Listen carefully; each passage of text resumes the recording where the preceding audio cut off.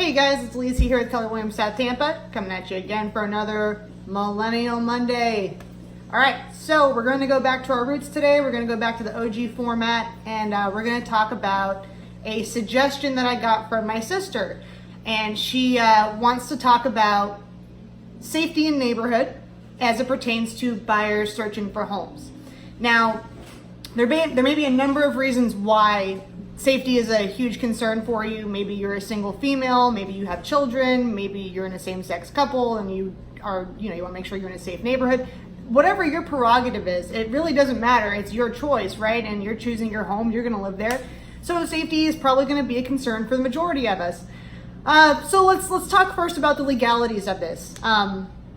As a realtor, and any agent that you work with sort of has their hands tied. They cannot really tell you yes or no, this is a safe or an unsafe neighborhood, what have you. What you're looking to hear from your agent, you might not be able to hear. And the reason for that is because we have laws in place to protect everybody, to protect communities, right?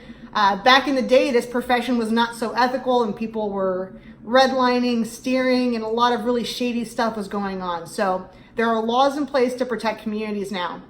So if myself or another agent tells you that they cannot speak to crime statistics, they're not blowing smoke out of their butt, they're not dodging the question, it's the truth. We have to make sure that we're legally doing the right thing and the ethical right thing for ourselves, for our buyers, and for the communities that we're surrounding, okay?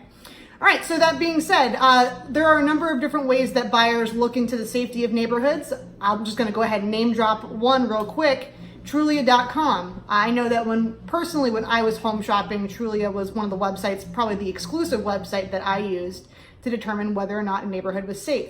I will caution you that Trulia.com does not give you the whole picture. And forgive me because we're doing laundry today. Today is a chore day, okay? So you might hear that in the background. But anyway, so Trulia is not going to give you the full picture on what's really going on in that neighborhood. So if that's all you're using, and you're the kind of person who really likes to have fact-based research, look into county records, police records, things of that nature to get a larger picture on what the area is actually like if you wanted to have some hard data. My suggestion, and what I always do, and what I do for my clients when I go out and I look at homes, is I try to get to know the neighbors. Because, a lot of times you'll discover that these people have been living there, like the neighbors have been there for a long, long time, sometimes decades, sometimes multi-generational thing, you know what I mean? Like they've had multiple generations of their family that have lived in the same home. So they're gonna give you the best information on what the neighborhood is actually like. And that's really important, that real world knowledge. If you're interested in maybe how the neighborhood is at night, then drive by at night. Maybe spend a couple of minutes there, just hang out, and, just getting to know the neighborhood a little bit. That's something that I would recommend if you're sketched out about the area in general, right? The other thing that you can do that Janecka mentioned, my sister mentioned, that I think is really smart is if you want to use Trulia or any of those websites, you can reference them against the neighborhood that you're currently in, look at those stats, and then look at the stats of the neighborhood that you're looking at. And you may find that the neighborhood you're actually in has worse crime statistics than the neighborhood that you're looking to go into that you were so concerned about. So things can be misleading. This information can be, you want to make sure you're sifting through it and being objective and trying to use a lens that is more open than closed, right? Do your research. Also keep in mind that with transitional neighborhoods, these neighborhoods are going to afford you discounts that you're not going to get in established neighborhoods. So if you're looking to buy in an area where the homes are mature, the community is mature, everyone there is, it's family oriented, the trees are mature and everything is really well established, you're paying for that. You're paying for that every month in your mortgage.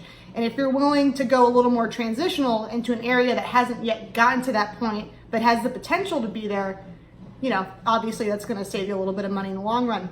Let me just speak from my experience very quickly. I was raised in Section 8 housing. The house I live in right now is in a neighborhood that historically I would never have considered living in.